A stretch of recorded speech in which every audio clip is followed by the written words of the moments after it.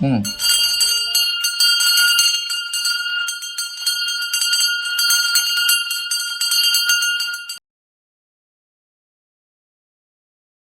तुझं स्वागत आहे आपल्या स्वामी कृपा क्रिएशन्स तर्फे. आणि मला तुला पहिल्यांदा हेच विचारायचं की तुझी आणि माझी पहिली भेट तुला आठवतीये का?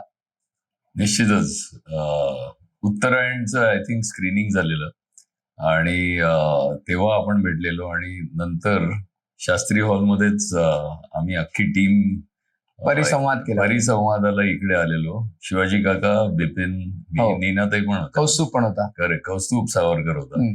तर तेव्हा पण आपण ज्या प्रकारे तू कंडक्ट केलेलंस आणि त्या मेमरीज अजूनही ताज्या आहेत. आणि आज मी बरेच वर्षांनी परत शास्त्री हॉलमध्ये आलोय आणि म्हणजे आता सकाळी आलोय, पण मला त्या रात्रीचं ते सगळं गणपतीच्या वेळेचं आठवण येते नक्की. तू म्हणालास उत्तरायणच्या स्क्रीनिंगला, त्याही थोडंसं मागे जाऊन मी तुला आठवण करून देतो की उत्तरायणचाच एक सीन शूट होत होता नरिमन पॉइंटला. अरे त्यावेळेला आणि मग ते मोंटाजेस तुम्हाला करायचे होते आणि तिथे आपली पहिली भेट झाली होती. मी त्याच मुद्द्याकडे येणार आहे. तो नरिमन पॉइंट मधला जो सूर्यास्ताचा सीन जो तू शूट केलास आणि तिथे आपली ओळख झाली की हा महेश लिमये या कौस्तुभ घेऊन आलेला. कौस्तुभनी ओळख करून दिली. येस येस, सॉरी मी ते नाही काही हरकत नाही. मला त्याच मुद्द्याकडे यायचं होतं, कारण की तिथं नरिमन पॉइंटला तो सूर्यास्ताचा सीन शूट करतानाची आठवण मला तुला आज विचारायची या सुरुवातीलाच. त्या चित्रपट म्हणजे उत्तरायण जर का बघितला तर तो एक खूप काय म्हणतात त्या अख्ख्या चित्रपटातला एक खूप हाय पॉइंट म्हणता येईल. कारण काय म्हणतात आयुष्याच्या उत्तरार्धात असलेल्या त्या दोन्ही कॅरेक्टर्सची ती स्टोरी आहे. आणि दुर्गी तिच्या लाईफ मध्ये काय होतं आणि शिवाजी काकांचं जे कॅरेक्टर आहे की बाबा त्या वयात सुद्धा आणि आपल्या टिपिकल काय म्हणतात पिअर प्रेशर्स असतात किंवा सामाजिक ज्या काही चौकटी निर्माण केलेल्या आहेत त्याच्या बाहेर जाऊन वेगळ्या प्रकारे काय म्हणतात गोष्ट सांगण्याचा प्रयत्न बिपिननी केलेला. आणि बिपिनचं डिरेक्शन म्हणजे बिपिन बरोबर मी भरपूर वर्ष काम करत होतो आणि त्याची ही पहिलीच फिल्म होती उत्तरायण. सो तो जो सीन तू म्हणतोय, coming back to that scene, की त्या दोघांचं पहिल्यांदा दोघं बाहेर गेले आणि तो सीन ऍक्च्युली फॉलोड बाय म्हणजे आम्ही तो वेगवेगळ्या ठिकाणी नरिमन पॉइंटचं ते अगदी एक्स्ट्रीम एंड आहे तिकडे शूट केलं. मग मेट्रोवरून जो ब्रिज येतो खाली नरिमन पॉइंटला तिकडे त्या कबुतरांचे शॉट्स त्यांचे आहेत. मग टॅक्सी मधनं ते दोघं फिरतायत आणि इव्हेंच्युअली त्या एका समुद्र किनारी जाऊन जिथे तेव्हा ते एकमेकांना सांगतात की मी तुझ्याकरता काहीतरी लिहून ठेवलेलं.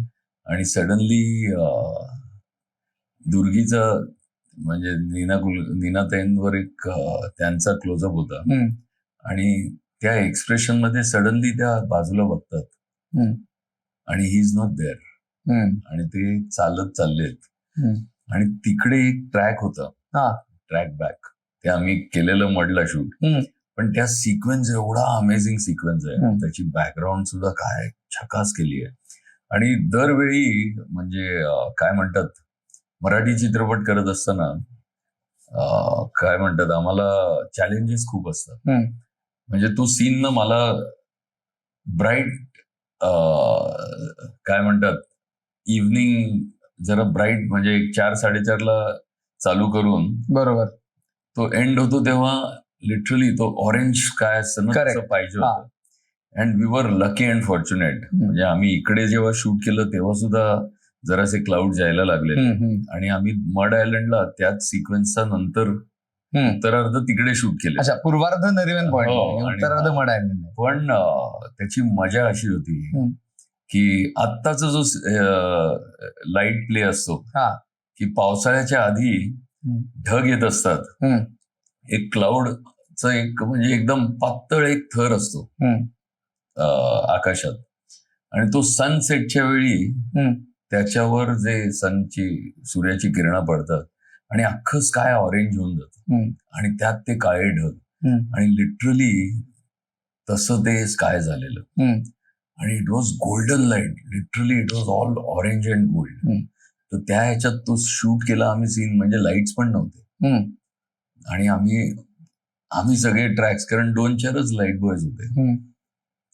तर नरिमन पॉइंटचं ते की तिथे त्या दोघच, म्हणजे तिकडच्या तू फ्रेम्स पण बघितल्या की ऍज अ सिनेमॅटोग्राफर जेव्हा तुला काही कॅरेक्टर्सना जगापासून आयसोलेट करायचं असतं, मग ते तुम्ही कसं करणार, ऑडियन्सला दाखवताना ते कसं दाखवा, तर त्यांना वाईड फ्रेम मध्ये तू गोल्डन पॉइंट्सवर कसं सेट करतोय. तर तू आलेलाच आय थिंक तेव्हा मी ते शूट करेक्ट. अमेझिंग आठवणी त्या, काय म्हणतात, माझ्या आठवणींना उजाळा दिल्याबद्दल तुझं पण येस, आपली भेट तशी होती आणि नंतर आपली ओळख वाढली आणि मैत्री झाली, ते सगळं आहे. उत्तरायण ज्या वेळेला सुरू होता, मला वाटतं त्याच दरम्यान तुझा जो पहिला हिंदी महत्वाचा चित्रपट होता, हिंदी चित्रपट सिनेमा, तोही चालू होता. हो, कॉर्पोरेट तेव्हा शूटिंग चालू होतं. त्याच्यानंतर CUET-9 आधी, त्याच्यानंतर उत्तरायण केलं, मग कॉर्पोरेट केला मधुर बरोबर. ती फेज काय, म्हणजे मी जस्ट इंडिपेंडेंट झालेलो आणि काय म्हणतात, तुझं जे चॅनलचं नाव आहे त्या स्वामींचीच कृपा आहे. आज मी जो काही आहे तो स्वामींच्यामुळे आहे, माझ्या आई वडिलांच्या, त्यांची जी काही पुण्य आहे त्यांच्यामुळे आहे. पण काय म्हणतात, आयुष्यात काम करण्याची काय म्हणतात पॅशन तर खूप होती, पण आणि पेशन्सही होते तेवढेच, पण एक नशीब लागतं. नशिबाची साथ जर कोणी दिली असेल तर ती स्वामींनीच दिली आहे मला. खरं, मला प्रत्येक टप्प्याला मला एक ऑफर्स येत गेल्या आणि कधी कधी काय असतं, काही छोट्या फिल्म्स असतात, पण कुठलंही काम छोटं असो मोठं असो, ते आपण त्याच पॅशनने केलं ना आणि त्याला आपल्यातलं काहीतरी आपण देऊ शकलो तर ते निश्चितच वेगळं होतं. आणि तुला सांगायला आवडेल, मला माझ्या पहिल्या जवळजवळ 7 फिल्म्सना वेगवेगळ्या डिपार्टमेंट्समध्ये नॅशनल अवॉर्ड्स आहेत, फिल्मला तरी आहे किंवा ऍक्टर्सना तरी आहे. आणि जेव्हा तुम्ही असं काम करत असता, ती एक तुमच्या पाठीवर थाप असते की बाबा असंच काम करत राहा. आणि तो माझ्याकरता ती थाप असेल ती स्वामींचीच असावी असं मला बरेच वेळा वाटतं. की काय म्हणतात, भिऊ नकोस, मी तुझ्या पाठीशी. खरंय. CUET-9चा तू उल्लेख केलास, कॉर्पोरेटचा उल्लेख केलास, म्हणजे इंडिपेंडेंट म्हणून तू काम करायला लागलाच होता सिनेमॅटोग्राफर म्हणून, पण त्याच्या आधी या क्षेत्रात येताना असिस्ट करणं किंवा असिस्टंट सिनेमॅटोग्राफर असणं, तर मला वाटतं राजा सय्यद यांच्यासोबत तू काम केलेलं आहेस. त्याचप्रमाणे अनेक आंतरराष्ट्रीय प्रोजेक्टसाठी सुद्धा तू काम केलेलं आहेस. तर तो सगळा अनुभव कसा होता?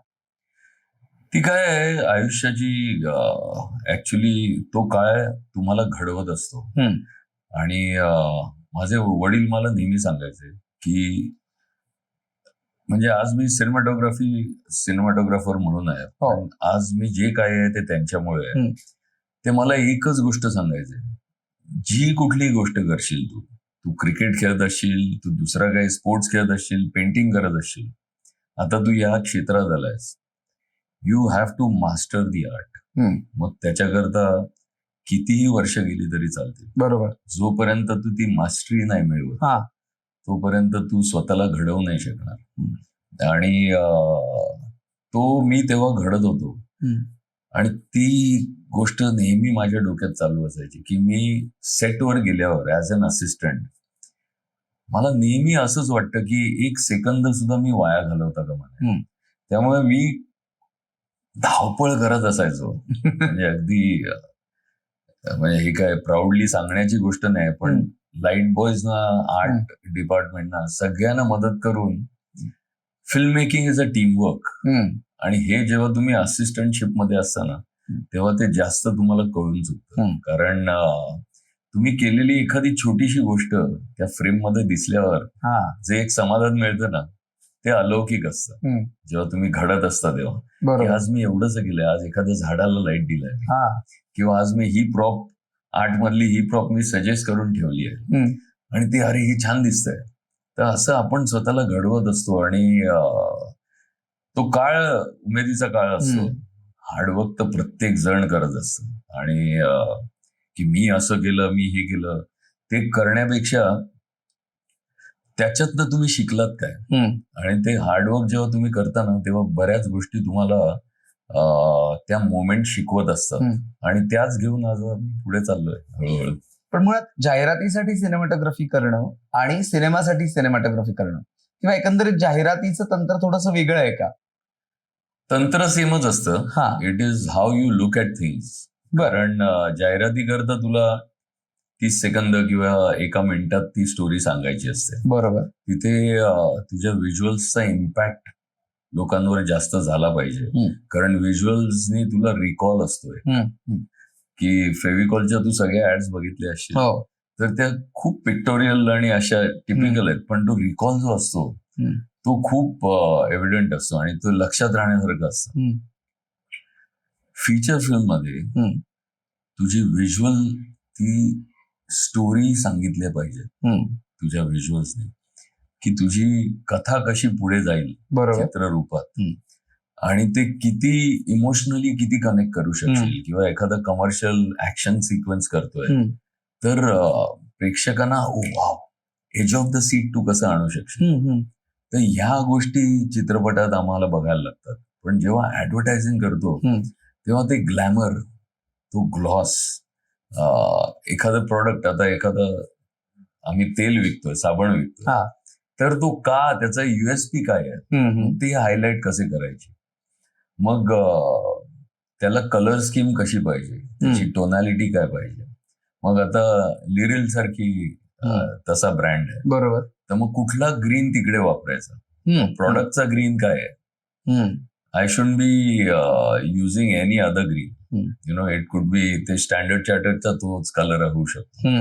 सो त्या गोष्टी मग प्रॉडक्टला सुटेबल अशी किंवा ती स्टोरी काय आहे, मग त्याला सुटेबल प्रॉप्स काय असतील किंवा कॉस्ट्युम्स काय असतील. तर ऍडव्हर्टायझिंग मध्ये ना हा खूप डिटेल मध्ये स्टडी केला जातो. आणि जेव्हा मी आता फिल्म्स करतो तेव्हा त्या डिटेलिंगचा मला खूप उपयोग खूप होतो. बरोबर. तेव्हा मी प्रत्येकाला सांगेन की तुम्हाला जेव्हा, म्हणजे मी उमेदीच्या काळात advertising was at its peak, आणि तेव्हा मी सगळ्यांनाच सांगायचो की तुम्हाला जेव्हा फिल्म मेकर बनायचं असेल तर dive into advertising first. तिकडे एवढं डिटेलमध्ये काम होतं. आणि एखाद्या शॉटला आता ही तू फ्रेम सजवली आहेस, तर ह्या फ्रेम करता लागणाऱ्या गोष्टी काय आहेत, मी तेवढ्याच आणल्यात, किंवा ह्या साईडच्या फ्रेमला लागणाऱ्या तेवढ्याच आहेत, बाकीच्या वॉल्स सुद्धा नसतात. But when you see the film you feel as if we are surrounded by everything. मग is that the technique, how you shoot, is that the lighting, how you do it, किंवा एखादा performance असतो तो मी कसा बाहेर काढतो, you know, ते डिरेक्टरचं काम असतं. पण बरेच वेळा ऍज अ सिनेमॅटोग्राफर तुला डिरेक्टर बरोबर हँड इन हँड जाऊन ऍक्टर्सचे परफॉर्मन्स सुद्धा कसे उजवे होऊ शकतील ते सुद्धा तुला अंग क्रिएट करायला लागायचं. आणि ते मी असिस्टंट असताना बऱ्याच वेगवेगळ्या डिरेक्टर्सना डिटेलमध्ये काम करताना बघितलं. त्याचा आता मला आत्ताच्या आयुष्यात त्याचा खूप फायदा होतो. हल्ली बघ ना, बरेच सगळे कोर्सेस उपलब्ध झालेत विद्यार्थ्यांसाठी वगैरे. मास मीडिया सारखं दालन आहे आणि इंटर्नशिप नावाचा एक प्रकार असतो. आता तू त्या पिरियड बद्दल बोलवतास म्हणून मला ते विचारावंसं वाटतं इथे, की एक असा अप्रोच कुठेतरी दिसतो की पहिल्यांदा कुठे संधी मिळाली की आजकाल मुलं पहिल्यांदा पैसे किती मिळणार आहे हा प्रश्न विचारतात. बरोबर असेलही ते, पण तुझ्या उमेदीच्या काळामध्ये तू जे शिकलास, या सगळ्या आंतरराष्ट्रीय प्रोजेक्टवर तू काम केलंस, तर त्या काळात पैसा या गोष्टीला कसं महत्व होतं आणि आता काय, तुला फरक काही दिसतोय का आजच्या पिढीमध्ये? खूप आहे. तू बोललास ते एकदम अगदी 100% बरोबर आहे की ट्रेनी किंवा अप्रेंटिस येतात त्यांना सुद्धा ते एक्सपेक्ट की मला, ऑफकोर्स मला पैसे किती मिळतील किंवा नाही मिळणार का, मग कधीपासून सुरू होईल. म्हणजे काय म्हणतात, जगायचं असेल तर पैसा पाहिजेच. पण हे फील्ड असं आहे जिथे तुम्हाला तो जो एक्सपिरियन्स आहे तो तुम्हाला सेट्सवरच अनुभव मिळणार आहेत तुम्हाला. कारण आपण काय साधा कॅमेरा घेऊन शॉर्ट फिल्म करू शकतो, पण ते करताना तुम्ही बऱ्याचशा गोष्टी चुका पण करत असता. पण असं वाटतं ना की आता माझी शॉर्ट फिल्म झाली आहे, मी फिल्म मेकर झालो. बरोबर असेल, चूक असेल, काय काय शॉर्ट फिल्म आउटस्टँडिंग असतात ज्या फर्स्ट टाइम फिल्म मेकर्सने बनवलेले असतात, कारण त्यांचं ऑब्झर्वेशन चांगलं असतं. पण इथे आत्ताचं हे कसं आहे की बाबा मी 2 वर्ष असिस्ट करणार आणि आय स्टार्ट इंडिपेंडेंट. तर एक ब्युटिफुल थॉट आहे, म्हणजे तो जरा वेगळ्या प्रकारे मी काय म्हणेन सांगू शकतो की झाड असतं, झाडाला फळं येतात, फुलं येतात, आणि त्या झाडाची फळं असतात किंवा त्या झाडाला माहिती असतं की ह्याच्यातलं बी आहे ना, ते मी दुसरीकडे जाऊन कुठे रुजलं आणि ते जर का मोठं झालं तर ते मला जास्त आवडेल. तर माझ्याकडे जी असिस्टंट म्हणून मंडळी येतात किंवा नवीन उमेदेतली जी मुलं मुली आहेत, मी त्यांच्याकडे त्या अर्थाने बघत असतो किंवा त्या वेगळ्या अंगाने बघत असतो की आज मला ज्यांनी घडवलं, ज्यांच्यामुळे मी आज बनलो, तसंच जर का मी अजून अशी वेगवेगळी रोपटी वेगवेगळ्या ठिकाणी लावू शकलो तर आज इंडस्ट्रीला त्याचा फायदा होईल. तर मी काय म्हणतात, नवोदित लोकांना सांगेन, पैसा वगैरे तुम्हाला मिळतच राहील, बरोबर, तुमच्यात पेशन्स असतील ना तर सक्सेस विल फॉलो यू. त्यामुळे पैशापेक्षा जास्त तुम्ही अनुभव किती चांगला घ्याल त्याच्या मागे राहतो. बरोबर. आणखीन एक विचार असा येतो की तू अशा पिढीतला आहेस की जो फक्त मॉनिटर समोर बसत नाही तर स्वतः कॅमेरा ऑपरेट करतो आणि त्याचप्रमाणे अभिनेत्यांना पण गाईड करत असतो, सूचना देत असतो. तर अभिनेत्यांचं आणि तुझं जे बॉन्डिंग आहे ऍज अ कॅमेरामन, त्या संदर्भात तू काय सांगशील? पहिल्यापासून, म्हणजे मी जेव्हा काय म्हणतात असिस्टंट होतो तेव्हापासून मी म्हणजे राजा बरेच वेळा कॅमेरावर असायचा, नंतर नंतर तो मॉनिटरवर जाऊन लाइटिंग आणि हे करायचा, आणि मग he use to let us operate the camera. अच्छा. मग बरेच वेळा आता काय, जेव्हा तुम्ही पहिल्यांदा सुरुवात करता, nothing is easy in this field. तुम्ही पण चुका करत असता किंवा काही काही डिफिकल्ट शॉट्स असतात, डायगनल तुला पॅन करून त्या स्पॉटवर येऊन तुला थांबायचंय, किंवा 2 ऍक्टर्सची हेड स्पेस कमी जास्त असते, मग ते बॅलन्स आउट कसं करणार. तर किंवा आता बऱ्याच वेळा ना खुर्चीतनं उठलेला असतो माणूस, ओके, तर काही काही ऍक्टर्स कसे एकदम धाडकन उठून वर येतात. बरोबर ना, ऑफकोर्स तो त्यांचा परफॉर्मन्सचा भाग असतो. बरोबर. पण जर का मी त्या फास्ट स्पीड मध्ये कॅमेरा वर गेला तर अख्ख्या टोटॅलिटी त्या सीन मध्ये तो एखादा जर्क वाटू शकतो. मग ते ऍक्टर्स ना की समजावून कसं सांगू शकशील किंवा कुठल्या स्पीड मध्ये तू वर ये, की ते जे एक लिरिकल अँगल असतो प्रत्येक सीनचा, मग ते त्या लयीत कसं बसेल, आणि ते मला पटकन सुद्धा त्याला उठवायचं असेल तर मग मी त्या क्लोज वर नाही राहणार, कारण तो मग झटकाच येणार. बरोबर. मग मी किती मिड मध्ये ठेवणार आहे का वाईड मध्ये ठेवणार आहे, तर ह्या गोष्टी डिरेक्टर आणि ऍक्टर बरोबर तुम्हाला ऑन द सेट बऱ्याच वेळा करायला लागतात. आणि काही काही ऍक्टर्स खूप काय म्हणतात, म्हणजे अंडरस्टँडिंग खूप चांगलं असतं त्यांचं. काही काही ऍक्टर्स नाही मी असंच करणार, मग ठीक आहे, sometimes it's a give and take, कारण त्यांना त्यांच्या परफॉर्मन्स मधून आम्ही बाहेर नाही काढू शकत. सो प्रत्येक वेळी एखाद्या ऍक्टरला जेव्हा आपण सजेस्ट करतो, तो मूड तेव्हाचा त्यांचा मूड, ते जेवढे कॅरेक्टर मध्ये घुसलेत, मग हे आपण असं करू शकतो का, तसं विचारून इट्स काय म्हणतात कलेक्टिव्ह कॉल असतो तो. तर हे मी ऍडव्हर्टायझिंग मध्ये असताना खूप ऑब्झर्व करायचो. अच्छा. आणि जेव्हा मी फिल्म शूट करायला लागलो, मधुर बरोबर असेल, बिपिन बरोबर, रवी बरोबर, सीनला साजेसं काय आपण जास्त चांगलं देऊ शकू, आणि हे ओव्हर द एक्सपिरियन्सच तुम्ही शिकत असता. पण तो गिव्ह अँड टेक अजूनही चालूच असतो. आणि काय असतं, बरेच वेळा बरेचसे angles can tell the story better. बरोबर आहे. आणि ते तुम्हाला एक्सपिरियन्सेस तुम्ही शिकत असता. आणि खूप वेळा आपण ऍक्टर्स कडनं सुद्धा बरंच काय काय शिकत असतो, की कधी कधी एखादा ऍक्टर सांगून तो शॉट ना तसा खूप छान दिसेल, आणि तो आपण विचार केलेला असतो, पण कॅमेरा तिथे एखाद्या वेगळ्या लेन्सनी लावून ते खरंच चांगलं वाटतं. तर film making is all give and take. तुला तुझं काय म्हणतात रिसिव्हिंग एंड जर का आपण ठेवला तर खूप शिकण्यासारखं असतं ते. खरं. तुझ्या आयुष्यातला आणखीन एक महत्वाचा टप्पा म्हणजे दबंग. आणि दबंग मध्ये चुलबुल पांडेची जी एंट्री आहे आणि त्याकरता तू एक वेगळा इफेक्ट दिलेला आहे, तर तो वेगळा इफेक्ट काय होता, ते तंत्र काय होतं? मी खूप एक्सपेरिमेंट करतो आणि ऍडव्हर्टायझिंग मध्ये किंवा मी जेजेला असताना मी फोटोग्राफी होतं माझं. तर तेव्हा सुद्धा मला क्रिएटिव्ह फोटोग्राफीची बरीच आवड मिळाली, आणि तो एक किडा तेव्हापासूनचा आहे माझ्यामध्ये की काहीतरी हटके करणे का. तर मराठी फिल्म म्हणजे उत्तरायणचं तुला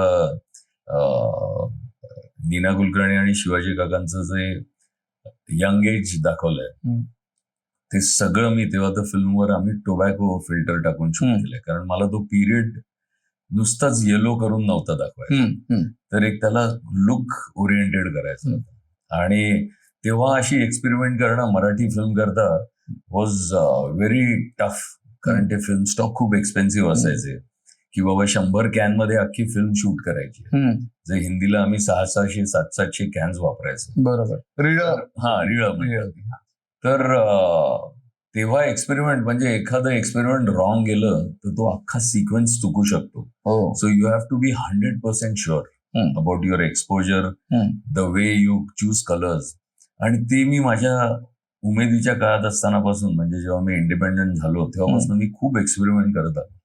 आणि दबंग जेव्हा शूट केला तेव्हा मला ती स्टोरी ऐकतानाच तो एक लुक डोक्यात आपण क्रिएट करत असतो व्हिज्युअल्स. तर तेव्हा मी तो टोबॅको फिल्टर वापरला आणि दॅट बिकेम काय म्हणतात आयकॉनिक थिंग. आणि त्याच्यानंतर बऱ्याचशा फिल्म झाल्या, त्याला तोच लुक फॉलो केल्या बऱ्याच लोकांनी, आणि बऱ्याच डीओपीजनी मला तेव्हा नंतर फोन केले, यार सलमान भाई को हम लोगों ने ऐसा देखा नहीं है का, how did you shoot. So it is all comes through the experience. Correct. तुझ्या आयुष्यातला आणखीन एक महत्वाचा टप्पा म्हणायचा झाला तर फॅशन, कॉर्पोरेट, हे जे तू चित्रपट केलेस ते मधुर भांडारकर यांच्यासोबत केलेस. आणि फॅशन मध्ये जो तो शेवटचा क्लायमॅक्स आहे, जो ऍक्च्युअली फॅशन शो आहे, तर त्याचं चित्रीकरण मला वाटतं पॅरिस मध्ये नाही केलेलं. नाही, ती कॅमेऱ्याची कमाल आहे, म्हणून मला तेच विचारायचं आहे की ते कसं काय, ते कुठे झालं होतं. ते मेहबूब स्टुडिओत केलं आम्ही, आणि ऍक्च्युली आम्ही पॅरिसला जाऊन रेकी करून आलो. ते माहिती. आणि अगदी आयफेल टॉवरच्या खाली ट्रॉकेडेरो म्हणून आहे, तिकडे तो फॅशन शो. पण त्याचा जो काही खर्च आणि तो त्याचा आकडा जो काय आला, मग आम्ही विचार केला की इकडेच आपण असा एखादा रॅम्प आणि सेट बनवूया which will have a international look. तर तेव्हा आम्ही सगळं फिल्मवर आणि ते पॅनाव्हिजनवर शूट केली आहे ती फिल्म. तर त्या सेटचं, कारण तो लास्ट वॉक आहे after she becomes a super model, आणि तिला असा क्रोम आणि असा तिचा तो ड्रेस आहे. सो नाव जेव्हा तुम्ही कॉस्ट्युम्स बघता तेव्हा त्याला अनुसरून त्याला किती जास्त चांगलं दिसेल असं लाइटिंग करायला लागतं. आणि नुसतंच लाइटिंग नाही तर तो सिक्वेन्स कुठे सेट आहे, तर आपण एखाद्या इंटरनॅशनल सिटीमध्ये तो प्लेस करतोय तर तिकडचं लाइटिंग कसं असेल. तर तेव्हा मी फिल्मवर शूट करत असताना सुद्धा आता इंटेलिजंट लाईट्स खूप आलेत, तेव्हा खूप लिमिटेड होते, तर त्यामुळे लाइटिंग्स ना आम्हाला जेल करायला लागायचं.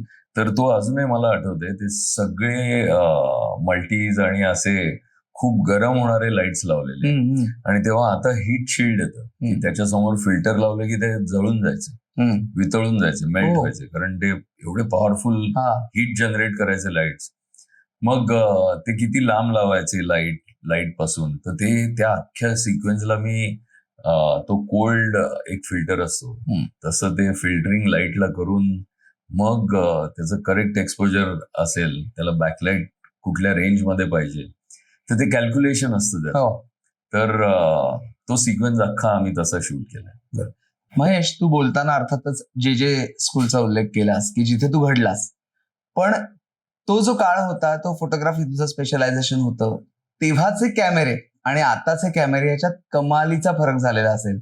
आणि मुळात स्टील फोटोग्राफी पासून डीओपी पर्यंत हा तुझा प्रवास आहे. तर त्या जुन्या काळातल्या कॅमेऱ्यांबद्दल पण आम्हाला ऐकायला आवडेल. तेव्हा मी तर स्टिल्स म्हणजे मी पहिले पेंटॅक्स कॅमेरा होता, मग एक मिनोल्टा घेतला, मग 2 लाईट्स घेतले, स्ट्रोब लाईट्स, आणि मग लाईट मीटर घेतलं मी. सो ते सगळं ना, म्हणजे तेव्हाची ती इन्व्हेस्टमेंट, असं वाटायचं की एक फ्लॅट घेतलाय आपण. अच्छा. कारण ते एवढं एक्सपेन्सिव्ह होतं. पण काय आहे, आम्हाला कॉलेजमध्ये 3rd इयरला आम्हाला म्हणजे 5 वर्षाचा आमचा कोर्स होता. 2 वर्ष foundation, 3rd, 4th, 5th year. 4th इयरला तुम्हाला प्रॅक्टिकल ऍक्च्युअल चालू होतं.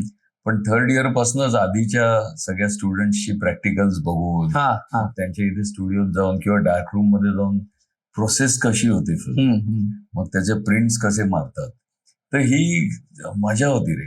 आणि आर्ट स्कूल म्हणजे तुम्ही, it is not just the enjoyment, तुम्ही आयुष्य काय आहे ना त्याच्याकडे वेगळ्या प्रकारे बघत असता. कारण तिथे ज्या बेसिक्स गोष्टी, म्हणजे बेसिक आम्ही शिकतो ज्या गोष्टी, आत्ता मी त्याच इम्प्लिमेंट करतोय. अच्छा. पण तेव्हा जे ते आमच्या प्रोफेसर्सनी, म्हणजे आम्हाला एक निब्रे सर म्हणून होते फोटोग्राफीला, त्यांनी आमचे बेसिक्स एवढे क्लिअर करून ठेवलेले ना, म्हणजे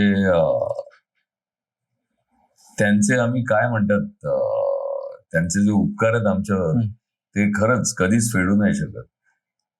फ्रीडम तेव्हा आम्हाला एवढं सरांनी फ्रीडम दिलेलं की आम्ही दिवस डार्करूम मध्ये आणि स्टुडिओमध्ये पडी असायचो. पण तीच मजा आर्ट स्कूलची आहे की त्या सरांना एखाद्या मुलात ती पॅशन दिसली ना, आता तू पण प्रोफेसर आहेस, तुला ते तू बघतच असशील एखाद्याचं लायकिंग, एखाद्याची पॅशन, तर ते बघूनच आय थिंक आता वाटतं की ती पॅशन बघून आम्हाला सरांनी फ्रीडम देऊन तेवढं की नाही, तुम्ही करा, चुका करा, पण शिका चुकांमधून. खरंय. तर ते खरंच म्हणजे काय म्हणतात, स्वप्नवत होता तो सगळा अनुभव. खरंय. तंत्रज्ञान इतकं बदलत गेलं आणि मग तू जसं म्हणालास की मी हे लाईट घेतले, ते लाईट घेतले, करत करत इन्व्हेस्टमेंट झाली तुझी या प्रोफेशनमधली. पण पुन्हा एकदा मी बिपिन नाडकर्णीकडे येणार आहे, कारण मुळात तो ऍड वर्ल्डचा माणूस आहे आणि त्याच्यासोबत तू उत्तरायण केलंस, पण एवढं साभाळ नावाची पण एक फिल्म केली होती. तर जाहिरात क्षेत्रातला माणूस जेव्हा चित्रपट क्षेत्रात जातो आणि तिथे परत तूच आहे सिनेमॅटोग्राफर, तर त्या दिग्दर्शकाशी तुझं असणारं ट्युनिंग किंवा निर्मात्याशी असणारं ट्युनिंग किंवा जाहिरात क्षेत्राची भाषा, याबद्दल तू काय सांगशील? जसं मी आधी सांगितलं, ऍडव्हर्टायझिंग मध्ये lot depends on the product, आणि ते प्रोडक्ट आपण कसं चांगल्या प्रकारे त्याचं सेल वाढेल. की बाबा एखादी, आता आम्ही कॅम्लिन पेन्सिलची ऍड केलेली बिपिन बरोबर, की 2 भाऊ आहेत, एक छोटं 1 वर्षाचं मूल असेल, ते बेडवर झोपलंय आणि वर एक असा झरोका असतो ना, त्या झरोक्यातनं लाईट येतोय, त्यामुळे त्या बाळाला झोप लागत नसेल. तर आता ते क्रिएटिव्ह सुद्धा तसे लिहिलेले असतात आणि ते बिपिननीच डिरेक्ट केली आहे म्हणून सांगतात. तर तो मुलगा काय करतो, तर कॅम्लिनच्या 6B 4B अख्ख्या पेन्सिलनी ना अख्खा तो एक पेपर काळा बनवून टाकतो आणि एक मोठं स्टूल असतं, ते घेऊन त्या स्टूलावर चढून तो पेपर लावतो. आणि Camlin pencil, it's so dark that even the लहान मुलगा सुद्धा ही कॅन स्लीप कम्फर्टेबली. असा तो थॉट होता. आता त्या थॉटला 30 सेकंदात मग बिपिन ऍज अ डिरेक्टर त्यांनी एवढे फास्ट कट्स केलेले की तो स्क्रिबल करतोय, कच कच कच कच कच, लोकांना समजत नाही हा काय करतोय. आणि वाईड शॉट मध्ये दाखवलं तो झोरोका आहे आणि ते पोर रडतंय सारखं, पण त्याचा थॉट जेव्हा तो मुलगा ते अख्खं हे तो रोल अख्खा पाठी लावतो शर्टाच्या मागे, like he is a Superman, you know, आणि तो त्या वर चढून तो कागद लावल्यावर खालती ते जे बाळ आहे ते एकदम रडण्याचं थांबतं आणि हसायला लागतं. तर त्याचा टॉप अँगल शॉट आणि त्याच्यानंतर आपण वाईड शॉटवर येतो आणि जेव्हा तिथे फोरग्राऊंडला कॅम्लिनच्या पेन्सिल्स ठेवले, सो हे क्रिएटिव्ह अमेझिंग होतं. पण एक्झिक्यूट करताना ते बिपिनचं डोकं होतं की बाबा फास्ट कट्स मध्ये दाखवूया, so we want reveal the thought. हाच बिपिन जेव्हा मी उत्तरायण केला किंवा एवढंच आभाळ केला, एवढंच आभाळ, आता चित्रपटामध्ये तुझे ट्रान्झिशन्स असतात, हो. They are very important. तर 2-3 ट्रान्झिशन्स असे होते की जे आम्हाला बरोबर वाटत नव्हते किंवा खटकत होते कुठेतरी. तर तू एवढासा हवा चित्रपट तू बघितला असशील किंवा बघितला. ऑडियन्सनी हो. परत जाऊन बघा की ट्रान्झिशन्स कशा चांगल्या प्रकारे वर्कआउट होतात. की त्या मुलाला कलकत्त्याला त्याच्या वडिलांकडे तो जातो मोठा व्हायला, म्हणजे शिक्षणाकरता. होय. तो इकडनं जेव्हा तिकडे जातो, आई त्याला पाठवते, तेव्हा आई बरोबर त्याचा कार मधला शॉट आहे जिथे तो आम्ही बॉम्बे पुणे एक्सप्रेस वे वर शूट केलाय. बर. की कारमध्ये आधी तुला ब्राईट लाईट आहे आणि तू टनेलमध्ये जातोस तेव्हा सगळं डार्क होऊन जातं. सो बिपिनचाच मुलगा होता तिथे. सो त्याच्यावर कॅमेरा क्लोज वर होता, झाड आहेत, ते लाईट हे जातोय आणि directly he goes into the dark and you come out. तिकडेच आम्ही टनेलमध्येच तो शॉट घेतला, coming out of the tunnel where the light hits him. आणि मग वाईट शॉट होता तो हावरा ब्रिजवर आम्ही घेतलेला. अच्छा. वेअर द कॅब आणि हावरा आणि दुसरा पण एक ब्रिज आहे की तो आता येलो कॅब मध्ये आणि तो he is reach Kolkata. So हे ट्रान्झिशन्स तुम्ही ऑडियन्सना किती स्मूथली एका सीन मधून दुसऱ्या सीन मध्ये नेतात. तर बिपिननी त्या फिल्म मध्ये एवढ्या अमेझिंग ट्रान्झिशन्स वर्कआउट केल्या. तर हाच डिरेक्टर जो ऍडव्हर्टायझिंग मध्ये करेक्ट ज्या प्रकारे डिव्हाइस आणि डिझाईन करतोय शॉर्ट्स, आणि मग तेच फीचर फिल्म करता काय करतोय. राजस्थानमध्ये आम्ही जाऊन शूट केलेलं, तर तिकडचे सुद्धा काय काय ब्युटिफुल फ्रेम्स होत्या, पण त्या आम्ही आधी प्री डिझाईन करून ठेवलेल्या की एडिट मध्ये काय काय येईल आणि ते ऑडियन्सना सीन थ्रू आपण कसं जास्त चांगल्या प्रकारे पोचू. तर हा दिग्दर्शकातला एक जो कम्प्लीट डिफरन्स आहे ना फॉर ऍडव्हर्टायझिंग अँड फीचर्स, बरोबर, मी जवळून बघत होतो ऍक्च्युली. आणि त्या दोन्हीचा फायदा झाला तिकडे. अगदी ऑलवेज खरंय. मुळात तुझ्या आयुष्यात जी महत्वाची माणसं आली, मराठी चित्रपट दिग्दर्शक असतील, निर्माते असतील, सत्ता आपण बिपिन बद्दल बोललो, तसं प्रवीण तरडे यांच्यासोबत पण तुझं जे ट्युनिंग आहे. आणि प्रवीण तरडे यांच्यासोबत तू जो चित्रपट केलास तर त्याच्यामध्ये मला वाटतं ऍक्शन सिक्वेन्स पण खूप होते. हो. तर ती आठवण ऐकायला आवडेल.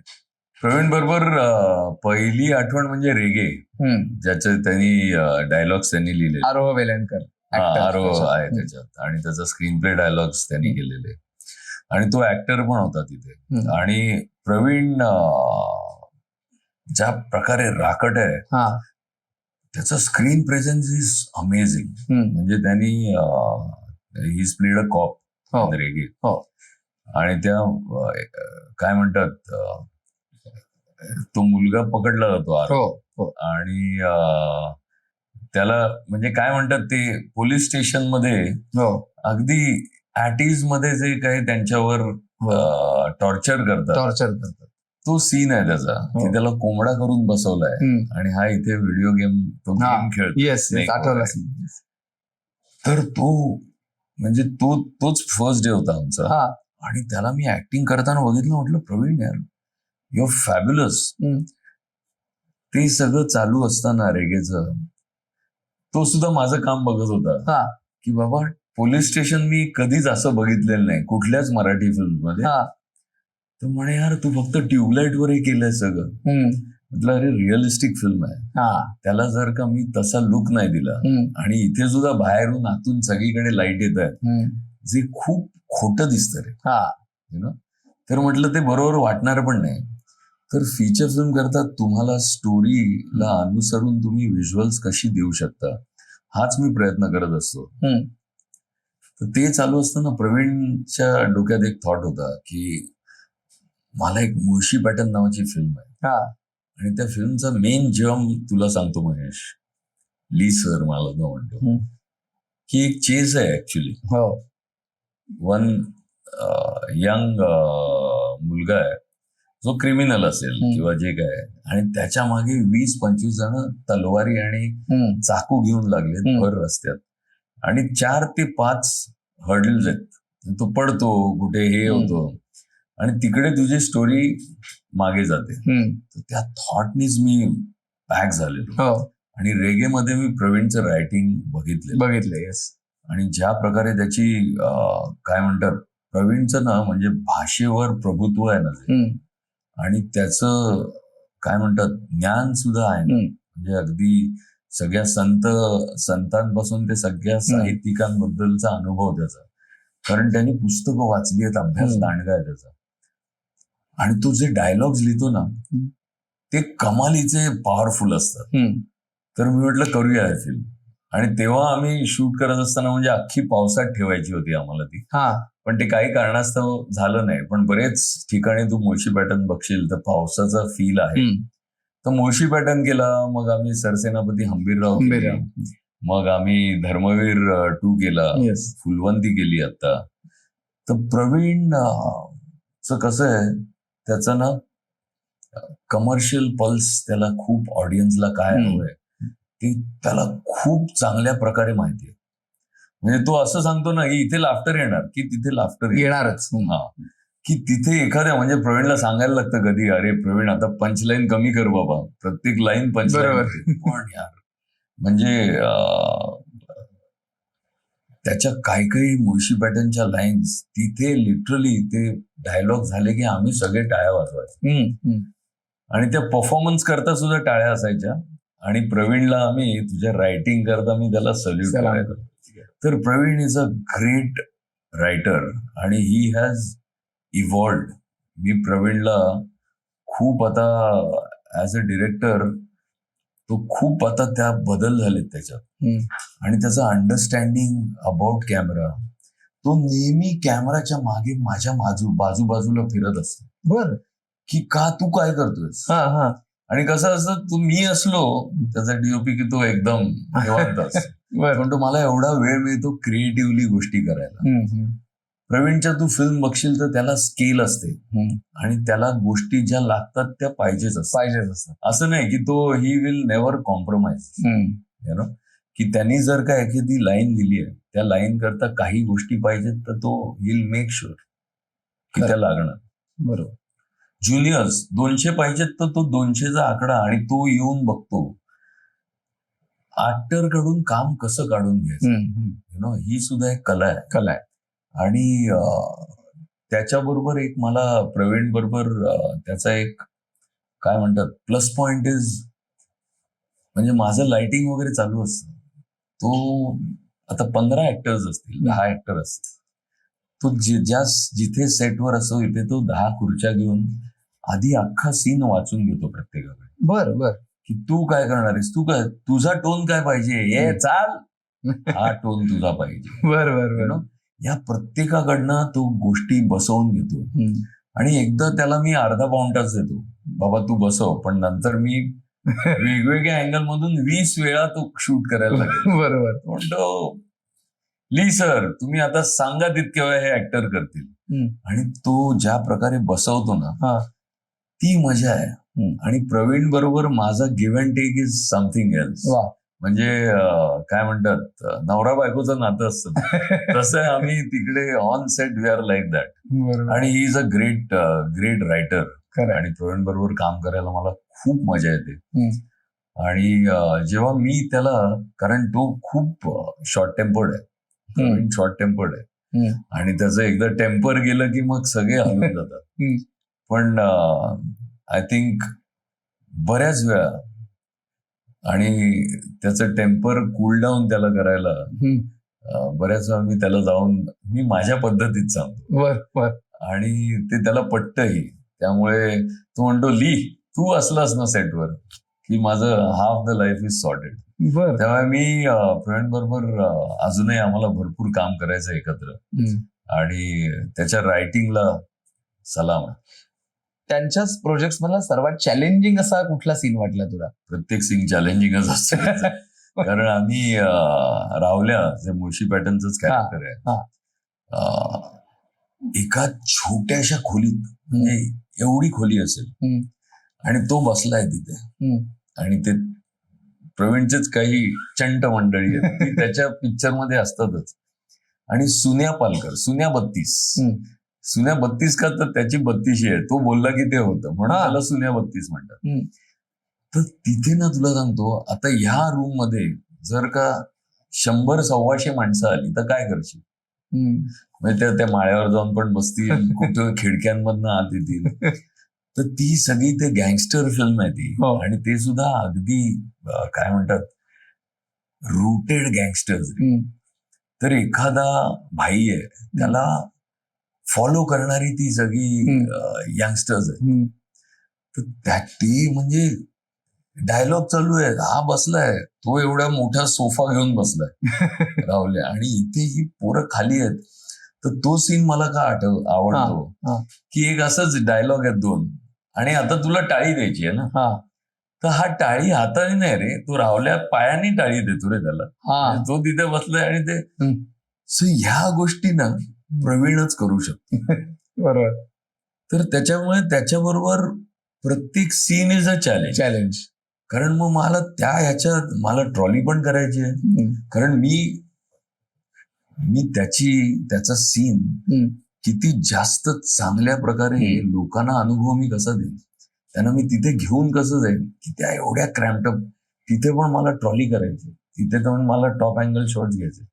मग मी पण त्याला सोडत नाही आणि तो पण मला सोडत नाही. मला हे पाहिजे, मी म्हणतो मला पण हे पाहिजे. त्यामुळे म्हणजे आम्ही सरसेनापती हंबीरराव मध्ये एका म्हणजे वारकऱ्यांचा सिक्वेन्स, की आता त्यांना माहिती की इथे ह्या पालखीवर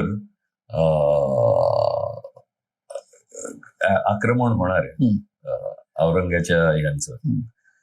तर संभाजी महाराज वेगळा हे करून वारकऱ्यांच्या याच्यात जातात आणि तो अख्खा ऍक्शन सिक्वेन्स आहे. तुला सांगतो ना, ते आता एवढ्या पाण्यात नदीत उभं राहायचं, तर असं लोकेशन आधी मिळवायला लागतं. बरोबर. So I always wanted a scenic location where, आता सपोज अशी नदी आहे, तर ईस्ट आणि वेस्ट त्याला मला असं हवं होतं. कारण मला संभाजी महाराजांचे काही शॉट्स बॅकलीट मध्ये शूट करायचे आणि काही फ्रंटलीट, कारण त्यांची पहिलीच जंप आहे ती आयकॉनिक जंप मला करायची, किंवा त्यांचा जो तलवारबाजी आहे त्यांची ती मला बॅकलीट मध्ये, तलवारीवर पण बॅकलीट, आणि त्या वॉटरचे म्हणजे पाण्याचे ते ग्लोब्युल्स ड्रॉप उडतायत, ते सगळं फॅन्टमवर शूट केलंय. अच्छा. तर मग ते आता त्यांनी सांगितलं मला असं असा सीन आहे, वारकऱ्यांच्या ह्याच्यावर दिंडीवर अटॅक होतो मुस्लिम फौजेचा, आणि त्याला ते कसे सामोरे जातात. तर आता त्याला मी अजून एक स्टेप वर कसं घेऊन जाईल. तुला सांगतो ना, म्हणजे त्याच्यात उपेंद्र आहे, दया आहे, कश्मीर आहे, मोठाले सगळे ते ऍक्टर आहेत. अरे पब्लिकचे ना पाय, कारण कंटिन्युअस वाहतं पाणी होतं. बरोबर. आणि खाली सगळे दगड होते, शेवाळं होतं. मग म्हणजे आय सल्यूट स्पॉट बॉयज आणि आर्ट टीम, की आधी ते सगळं खरवडून काढायचं. तिथे त्या ऍक्टर्सना कम्फर्ट झालं पाहिजे, पण तरी सुद्धा किती जण पडत होते, पाय मुरगळत होते. आम्ही तिथे पाण्यात सगळे सगळे कपडे वर घेऊन पाण्यात कॅमेरा ठेवून तिकडे ट्रॅक लावतोय, तिकडे जिब लावतोय. हे चॅलेंजेस असतात. आणि ऍज अ सिनेमॅटोग्राफर तुम्हाला जो डिरेक्टर चॅलेंजेस क्रिएट करतो ना तुमच्याकरता, तिथे तुमचं काम नेहमी उजवं होतं. त्यामुळे प्रवीण बरोबर काम करताना ना ते एक चॅलेंज की आहे, म्हणजे तो आपल्याला चॅलेंज करणार आहे आणि आपण वेगळ्या प्रकारे ते चॅलेंज घेऊन त्याला चांगल्या प्रकारे द्यायचा माझा म्हणजे तोच माझा थॉट असतो, की ह्याने लिहिलेल्या रायटिंगला मी जस्टिस कसा करीन. जसं प्रवीणच्या बद्दल तू बोललास, रवी जाधव सोबत सुद्धा तू काम केलेलं आहेस, आणि त्याच्या बरोबरचे जे प्रोजेक्ट आहेत, नटरंग असेल किंवा बालगंधर्व असेल, तर या 2 चित्रपटांतल्या आठवणी काही सांगशील का? खूप आहेत रे. म्हणजे रवी बरोबर आम्ही कॉलेज पासून एकत्र, म्हणजे आता 2026 चालू आहे, 89 पासून वी नो इच अदर, आणि 30 वर्षांपेक्षा जास्त काय. बघ ना. आणि कधीच वाटलं नाही की कॉलेज नंतर, कारण मी सिनेमॅटोग्राफी गेलो, तो ऍडव्हर्टायझिंग मध्ये होता, तो ऍड्स लिहायचा वगैरे. पण परत उत्तरायण, कमिंग बॅक टू उत्तरायणच्या स्क्रीनिंगला मी त्याला बोलवलेलं, की आपले जे क्लोज फ्रेंड्स आहेत, आणि तो पण ऍडव्हर्टायझिंग मध्ये लिहित होता चांगलं, तर आणि बिपिन पण ऍडव्हर्टायझिंग असलं, अरे तू तेरे ऍडव्हर्टायझिंग दोस्तों को भी बुला. तर रवीने ते बघितलं आणि he was mesmerise with the way the story unfold, त्याचा लुक अँड फील. तर तेव्हाच माया मला फिल्म करायची यार, काहीतरी मी करणार आहे. अच्छा. म्हटलं अरे कर ना, वाय नॉट. तर मी त्याला नेहमी प्रोत्साहन द्यायचो तेव्हा. आणि मग नटरंग झाला. आणि नटरंग सुद्धा शूस्ट्रिंग बजेटरी, त्याला बजेटच नव्हतं.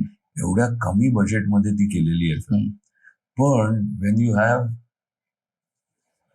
Top notch technicians, when you have म्हणजे technician in the sense Ajay अतुलचं म्युझिक, करेक्ट, गुरु ठाकूरचे लिरिक्स, जी कादंबरी आहे नटरंग ती जेवढी हार्ड आहे, त्यात अतुल कुलकर्णी आणि ह्या यंग होत्या सोनाली आणि अमृता. तर टीम सॉलिड स्ट्रॉंग होती. आणि रवीची पहिली फिल्म होती, त्यामुळे तो डिपेंडंट खूप होता माझ्यावर. अच्छा. कारण अनुभव असणं ना सेटवर हे खूप महत्वाचं असतं. बरोबर. आणि रवी काय आम्ही एकत्र वाढलो रे, त्यामुळे त्याची पहिली फिल्म आहे ती लोकांना बघताना अजिबात पहिली फिल्म वाटली नाही पाहिजे. करेक्ट. हा माझ्या डोक्यात नेहमी असायचं की रवीची फिल्म आहे यार, आपली फिल्म आहे, त्याला कसं आपण ऍज अ डिरेक्टर घेऊन येऊ शकतो. आणि त्यांनी सुद्धा दांडगा अभ्यास होता त्याचा. मेघना त्याची बायको, ती कॉस्ट्युम्स करत होती. तर तिचं पण पहिलाच अनुभव, फुलवाची पहिली फिल्म. अच्छा. ऍज अ बरेच पहिले अनुभव. हो. आणि त्यातल्या त्यात अनुभवी मी होतो तेव्हा. अच्छा. पण तुला सांगतो ना, म्हणजे नटरंग मध्ये तू त्याची काही मेकिंग्स बघ. एकदा तो वादळ येऊन आमचा अख्खा टेंट पडला रे. अवकाळी पाऊस येतोय, आम्ही तिकडे शूट करत होतो. आणि अख्खा म्हणजे अतुल बसून आम्ही सगळे ते टेंट पकडतोय, भिजतोय तिथे. पण ती पॅशन एवढी असते ना की दुसऱ्या दिवशी 8नी तो अख्ख्या रात्रीत परत टेंट लावून दुसऱ्या दिवशी शूट केलं. तर ती नटरंगची मजा, म्हणजे किस्से मी बोलायला लागले तर आपले 3-4 एपिसोड. पण नटरंग केला, मग बालक पालक केला आम्ही, मग बालगंधर्व. तिन्ही वेगवेगळ्या विषय होते तिन्ही फिल्मचे. आणि नटरंगला खूप अर्धी असा एक लुक होता. बालगंधर्व तशीच कम्प्लिटली पिरियड फिल्म, पण त्याचं ग्रँड्युअर होतं ना, ते एक वेगळ्याच लेवलला होतं. आणि तिथे आम्हाला Nitin Desai great, he was one of the greatest technicians. म्हणजे आता मी माझ्या विजननी मी हे बघतोय, तुला काय पाहिजे महेश, तू सांग, मी घेऊन येतो. 6 ट्रक प्रॉप्स घेऊन आलेला तो एनडी स्टुडिओ. बरं.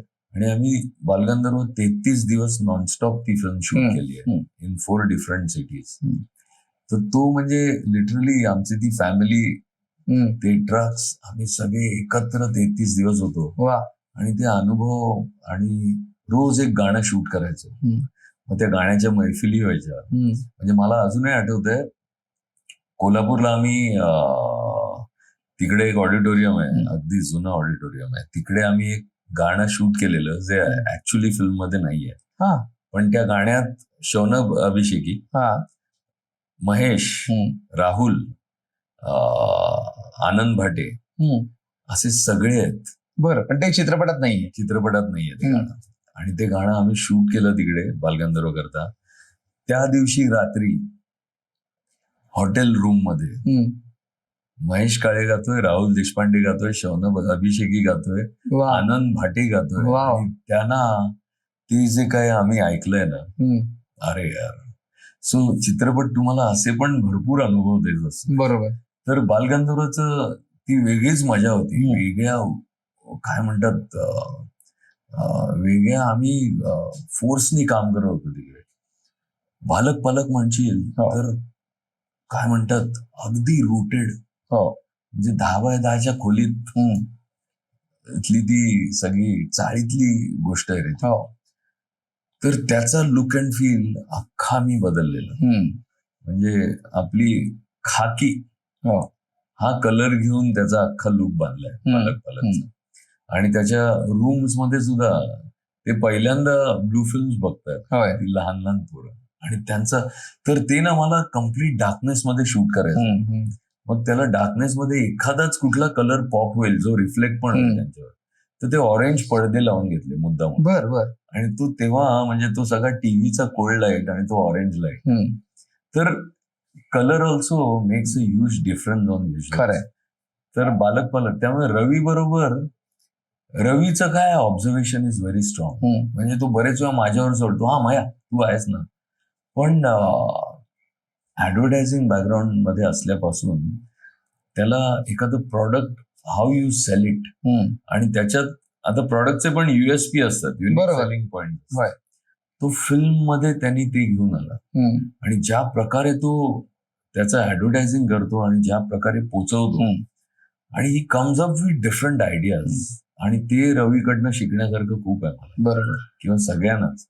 तर ही सगळी मित्रमंडळीच, आणि त्यांच्याबरोबर आम्ही एकत्र मोठे होत होतो. खरंय.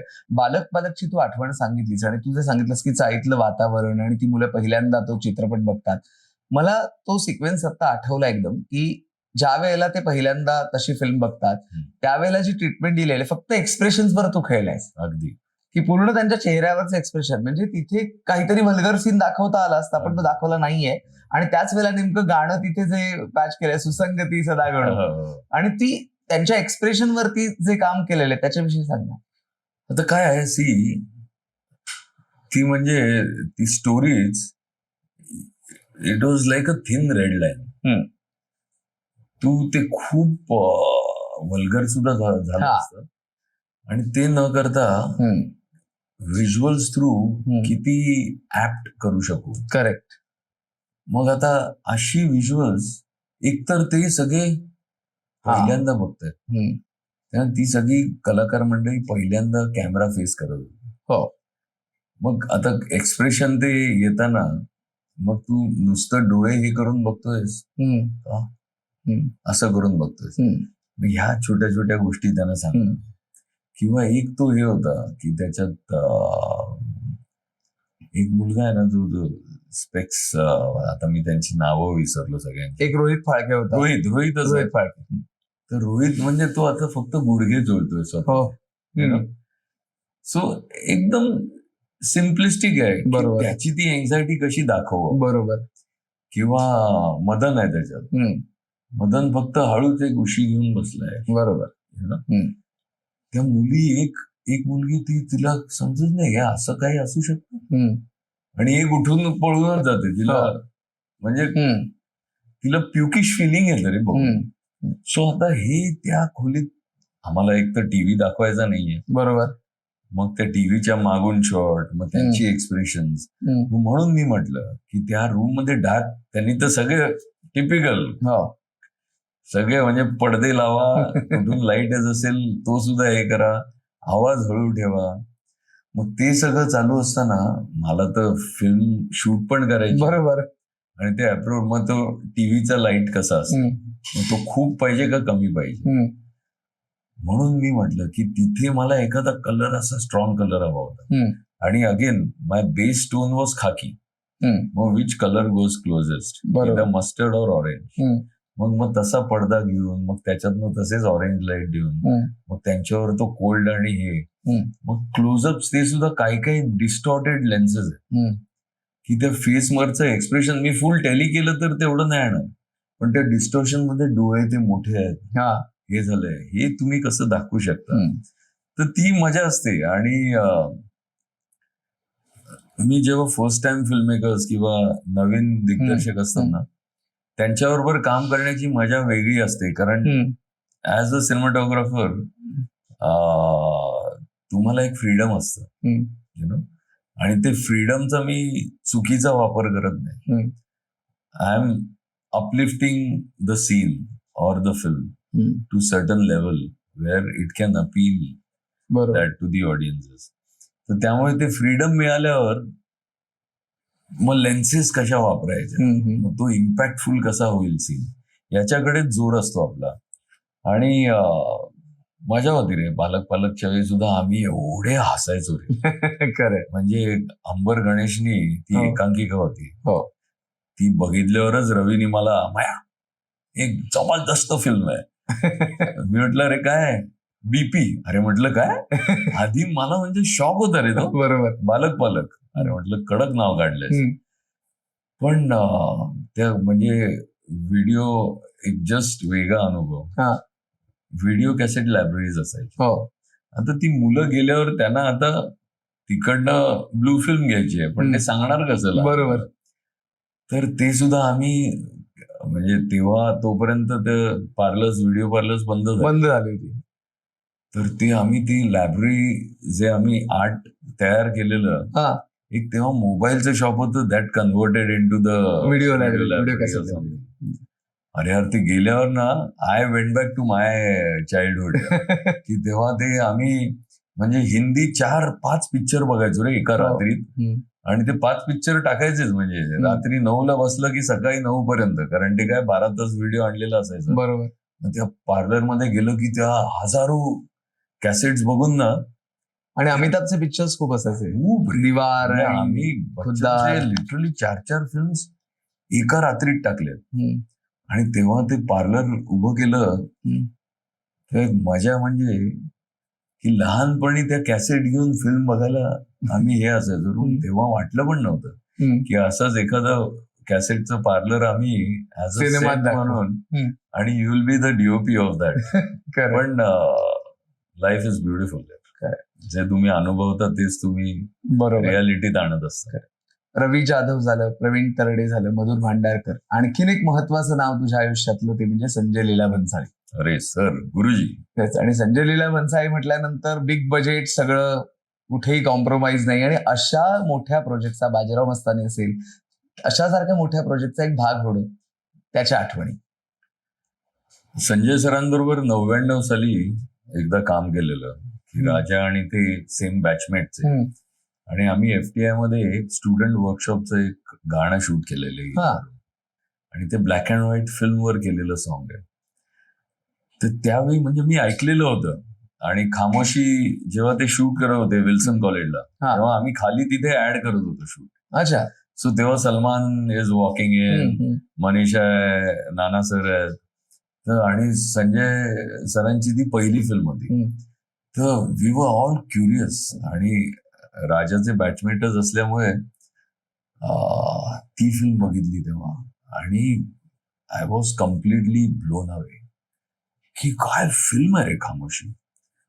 मग त्यांचा हम दिल दे चुके सनम तो झाला, आणि तो जस्ट रिलीज झाले, आणि त्याच्यानंतर महिन्याभरातच काम करायची वेळ आली त्यांच्याबरोबर.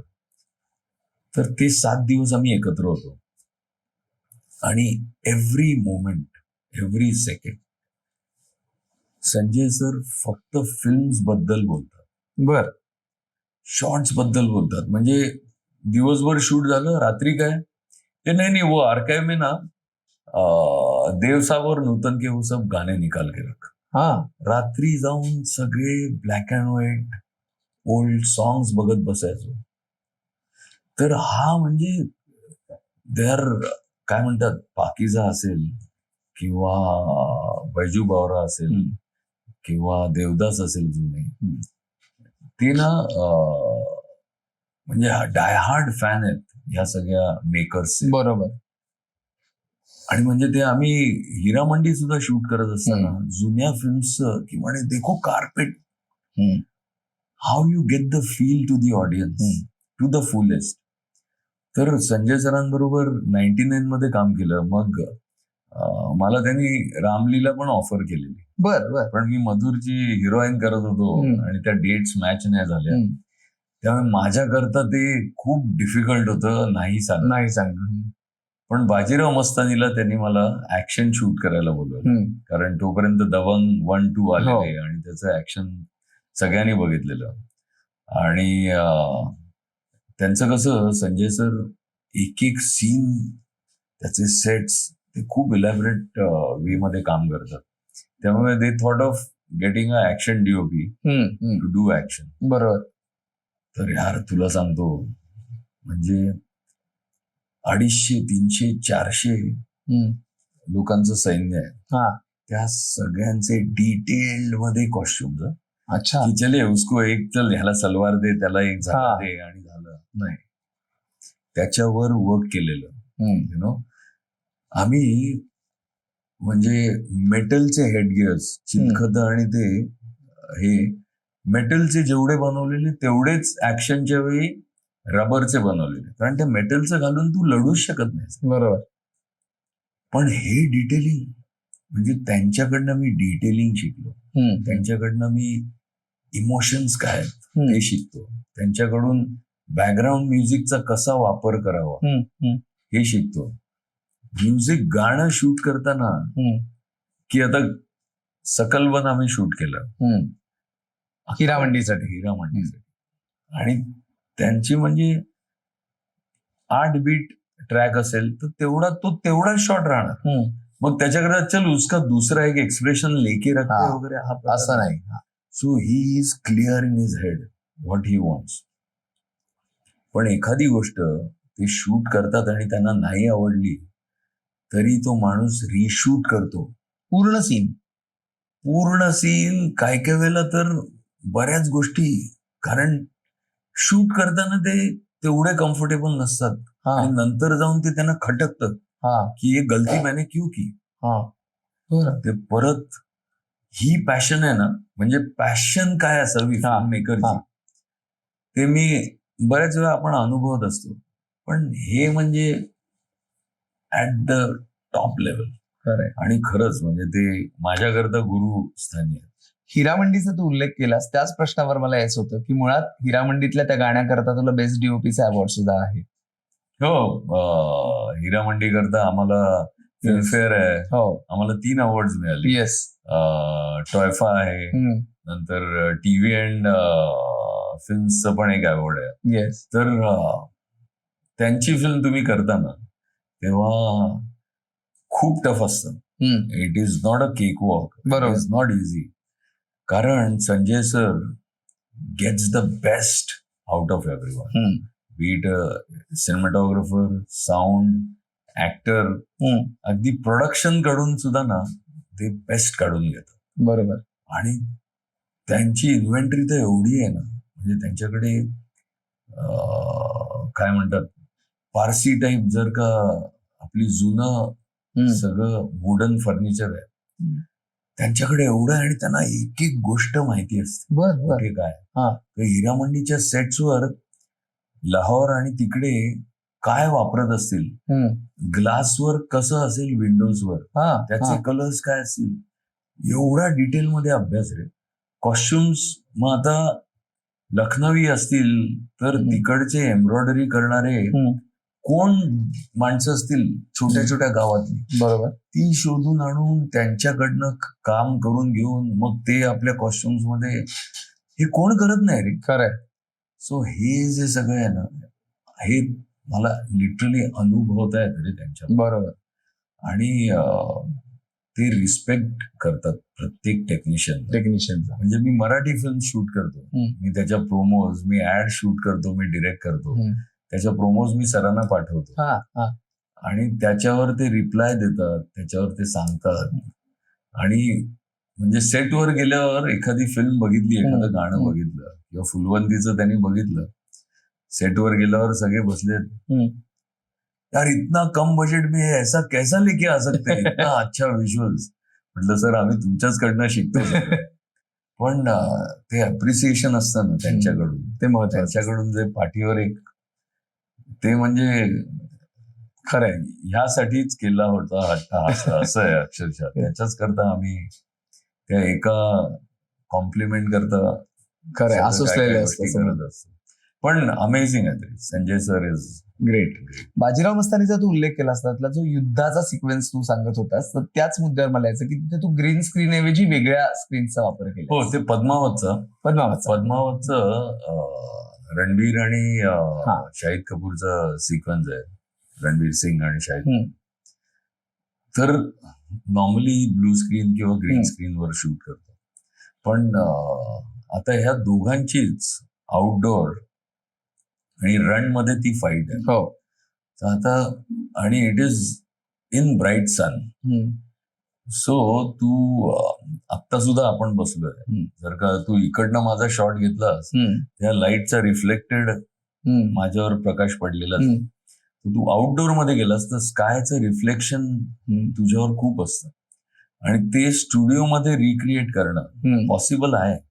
पण तेवढं जे डिटेलमध्ये तुला मिळेल मग कसं करायचं, तर प्रसाद सुतार म्हणून आमचे VFX सुपरवायझर होते, त्यांच्याबरोबर बसून मग हे व्हाईटवर शूट करूया.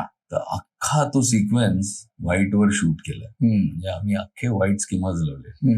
पण जेव्हा तुम्ही व्हाईट स्किमर लावता तेव्हा त्याचं एक्सपोजर सुद्धा करेक्ट पाहिजे. बरोबर. कारण ते जास्त ओव्हर एक्सपोज झालं तर त्याचं it's gonna reflect on my characters.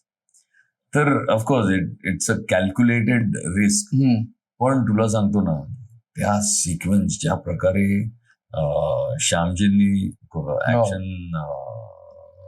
Director आहेत ते, त्यांनी ज्या प्रकारे संजय सरांबरोबर कोरिओग्राफ केला आणि त्याचा साऊंड जो काही यूज केलाय ना, म्हणजे तो सीन बघताना लिटरली काटा येतो अंगावर. आणि हे तो एकच माणूस करू शकतो, संजय सर. तर म्हणजे ते बाबा आता तुझा ऍक्सेस काय आहे, हे दोघं फाईट करतात, आपण इकडे आहोत. मग काय, मी इकडनं शॉट घेईन व्हाईट शॉट घेईन, झालं. मेरे को कुछ अलग दे, take the camera in between. 360 camera वळवायला लावला. बरं. VFX वाल्यांचे लागले, त्याला वेगळं चॅलेंज क्रिएट केलं. आम्हाला सनलाईट कसं क्रिएट करणार. मग तुला सांगतो ना, तो हाफ अ डे फक्त तो सनलाईट क्रिएट करण्यात गेला. बरं. आणि तेवढा वेळ देतात सर, प्री लाइटिंगला वेळ देतात. सो मोठ्या फिल्म्सचं ही एक मजा असते, क्वालिटी वर्क ज्याला म्हणतात. कारण तुम्हाला 2-2, 3-3 दिवस प्री लाइटिंग करतो डेडिकेटेडली. हे आपल्याला मराठी फिल्म मध्ये नाही जमत.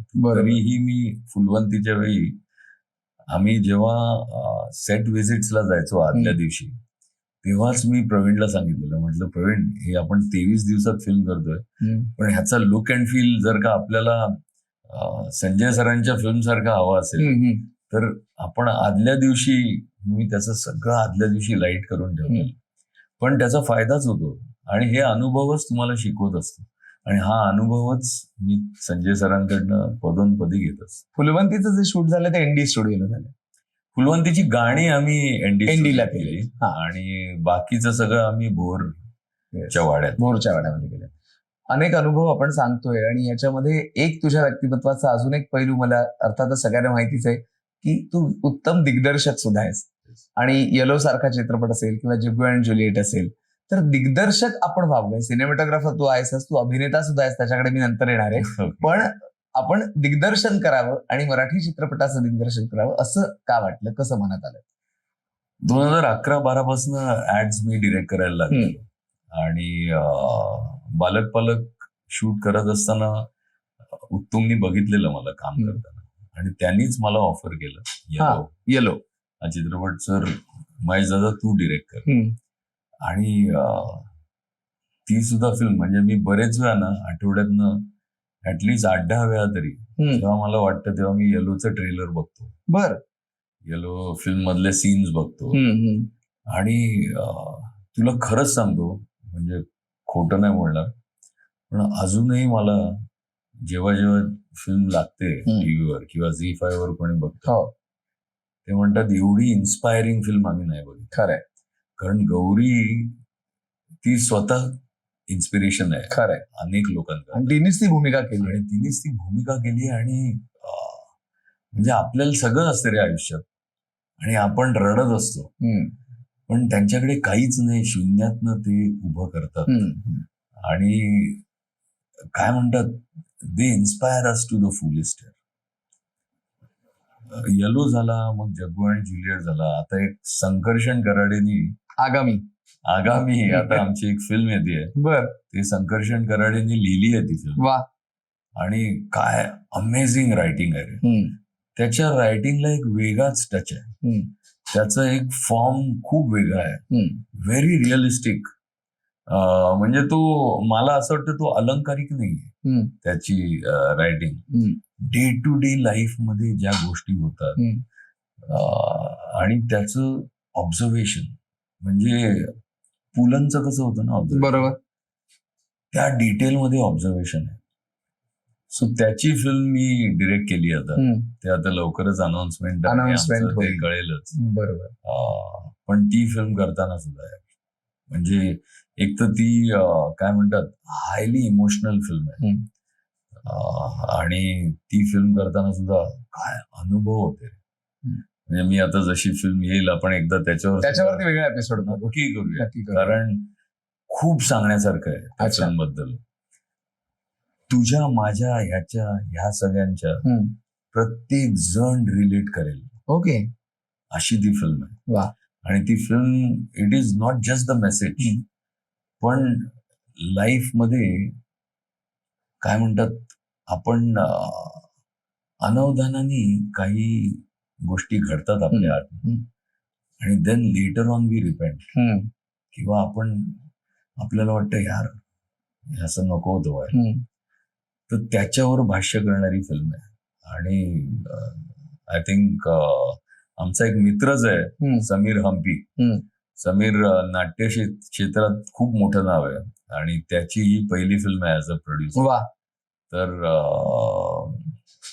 म्हणजे मला त्याच्या बरोबर असलो की तो नाटकांबद्दलच बोलत असतो. बरोबर. आणि बरेच वेळा ती पॅशन बघितली, आणि मी पण थिएटर केलेलं असल्यामुळे आता फिल्म डिरेक्ट तर करतोच आहे, पण कधीतरी ऍक्टिंग पेक्षा सुद्धा मला एखादं नाटक डिरेक्ट करायचंय. नाटक डिरेक्ट करायचं. हो हो हो, इट्स अ वेगळाच फॉर्म आहे. पण तुला सांगतो ना, म्हणजे फिल्म पेक्षा जास्त चॅलेंजिंग मला थिएटर वाटतं. आणि ते डिरेक्ट करणं तर अजून चॅलेंजिंग आहे. बर. तर जे मी आयुष्यावर एक्सपेरिमेंट करतच आलोय, तर कधीतरी स्वामीच एखादी संधी देतील, नक्कीच नाटक डिरेक्ट करायला. नक्कीच देतील. तू कॉलेजमध्ये असताना एकांकिका पण केल्या होत्या, इंद्राज असं नारदाची शेंडी ते पण केलं होतंस. पण मग एकदम अभिनयातनं आपण सिनेमॅटोग्राफीकडे वळावं, किंवा अभिनय क्षेत्र सुद्धा खूप महत्वाचं होतं, हे पण महत्वाचं आहे. पण मग ऍक्टिंग कडून एकदम तिकडे असा निर्णय कधी घेतला असते? कॉलेजमध्ये असताना, तेव्हा म्हणजे लास्ट इयरलाच माझ्या वडिलांनीच मला सांगितलेलं तू निवड तुला काय करायचं. आणि इतके वर्ष आर्ट स्कूलमध्ये काढल्यावर थिएटर पण साइड बाय साइड करतच होतो, पण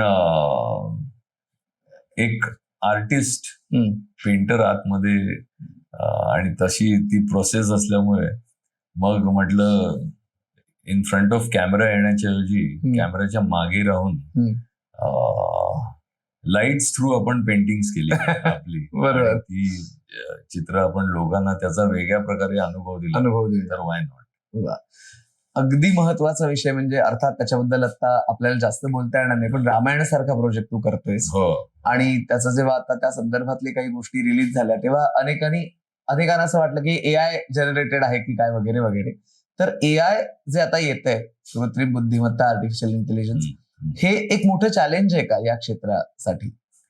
ते होईल हळूहळू, जसं प्रोग्रेशन मध्ये जसं डेव्हलपमेंट होईल. कधी कधी वाटतं की एआय बबल बस सुद्धा होऊ शकतो. कारण अजून एका लेवल पर्यंतच आहे. Of course it is catching up very fast. पण स्टोरेज म्हणशील तर it is very challenging and demanding for all bigger companies. But again आत्ताचं जगच असं आहे की ते तुमच्यावर 100 गोष्टी फेकत राहणार, आणि त्या तुम्हाला अडॉप्ट करायच्या आहेत आणि तुम्हाला शिकायचंच आहे. पण म्हणजे रामायणमध्ये सगळं एआय जनरेटेड वगैरे अजिबात नाहीये. It's a very organic process. म्हणजे जरी ती VFX ओरिएंटेड फिल्म असली तरी त्याच्या मागे इन डिटेल मध्ये खूप काम होतं. आणि मीच आता 2-2.25 वर्ष त्या फिल्मवर काम करतो. आणि नितीश सर आणि नमित मल्होत्रा जे प्रोड्युसर आहेत, गेली 7 वर्ष ते त्याच्यावर काम करतात. बरोबर. सो ज्या पॅशननी काम होतंय ते काम कोणी फक्त एआय मध्ये 2 कमांड देऊन करू तसं नाहीये. पण तू बघशील त्याची स्केल बघशील, आणि त्याचे काय म्हणतात त्याचे सगळे ऍक्टर्स आणि ब्रिलियंट लीडर. मला ती कल्पना आहेच आणि तुझं काम मी बघितलेलं आहे. पण सध्या झालंय कसं बघ ना, की सोशल मीडिया आणि ट्रोलिंग म्हणजे एक ट्रेलर रिलीज झाला की लोक हव्या त्या कमेंट्स करायला लागतात. एक सिनेमा रिलीज झाला त्याच्याविषयी वाटेल ते बोलायला लागतात. सोशल मीडियाकडे तू कसा बघतोस? ते पण एक मीडियम आहे आणि ते ऍक्सेप्ट करायलाच पाहिजे की तू एखादी पोस्ट केलीस ती जर का याला नाही आवडली तर तो तिथे ओपनली बोलू शकतो आणि तसाच तो प्लॅटफॉर्म आहे. त्यामुळे काय म्हणतात, तुम्हाला तुमचं काय म्हणतात भान ठेवूनच काही गोष्टी करायला लागतात हल्ली. पण त्याचे डिसएडव्हान्टेजेस पण आहेत. कारण बरेच जण एखादी गोष्ट बघितली की आपण त्याच्यावर मत देणं हे खूप आता इझी झालंय. जोपर्यंत तुम्ही तो अनुभव घेत नाही, जोपर्यंत तुम्ही ते बनवत नाही, तोपर्यंत तुम्ही ते मत देऊ नये असं मला वाटतं. की एखादी फिल्म चांगली आहे, वाईट आहे, ओके आहे, हे आहे, जोपर्यंत मी बघत नाही, जोपर्यंत मी अनुभव घेत नाही, जोपर्यंत मी त्यात काम नाही केलंय, ते मला माहिती नाही किती पॅशनेटली ते केलंय, तोपर्यंत मी एखादं पटकन स्टेटमेंट नाही करू शकत. कारण काय झालंय हल्ली, because of technology the world has come so close. त्यामुळे तू कंपॅरिझन लगेच करतोस आणि ती कंपॅरिझन मग काय तर हॉलिवूड फिल्म्स घ्यायचे. आत्ताचं यंग जनरेशन बघ ना, म्हणजे मी बऱ्याच इन्स्टिट्यूट मध्ये गेलो ना की ते लॅपटॉपवर सर आय वॉन्ट ट्राय दिस. अरे हे जे टेक्निक आहे ना ते शिकून अनुभवून तिथे पोचायला त्या माणसाने 15 ते 20 वर्ष घेतली. खरंय. तू आत्ता चालू केलंयस, तू स्टेप बाय स्टेप वर तू इथून जम्प इकडे नको करू, सबसिडी सारखा परत खाली येशील. खरंय ना. तर हे खूप इम्पॉर्टंट आहे. तर आपण काय पटकन मत देतो, बोलून जातो हे काय, आणि सोशल मीडियावर ते बघत पण असतो. पण कमेंट करायच्या आधी तुम्ही ते करू शकाल का? की त्याच्या मागची किती त्याच्या मागे कष्ट आहेत ते तुम्ही बघितलेत का? आधी सगळं नीट बघा आणि मग बोला असं मला वाटतं. पण of course social media is such that तिथे आपण हवे तसे व्यक्त होऊ शकतो आणि डिबेटेबल आहे, पण you have to accept it. खरंय. आंतरराष्ट्रीय प्रोजेक्ट केलेस, हिंदी चित्रपट झाले, मराठी चित्रपट झाले, यशाच्या शिखरावर तू आहेस, पण इतका तू डाऊन टू अर्थ आहेस आणि आता पण छान गप्पा मारतोय, तर याचं श्रेय तू कोणाला देशील? सर्वप्रथम आई वडिलांना आणि ऑफकोर्स काय म्हणतात आमचे स्वामी, त्यांच्यामुळेच मी आहे. तू सुद्धा फॉलोअर आहेस. अगदी हardcore. आणि आई वडिलांची पुण्याई, माझी बहीण असेल, माझी बायको शमा, माझी मुलगी गौरांगी, किंवा शमाचे आई वडील आहेत, म्हणजे किंवा माझा मामा दिवाकर मामा.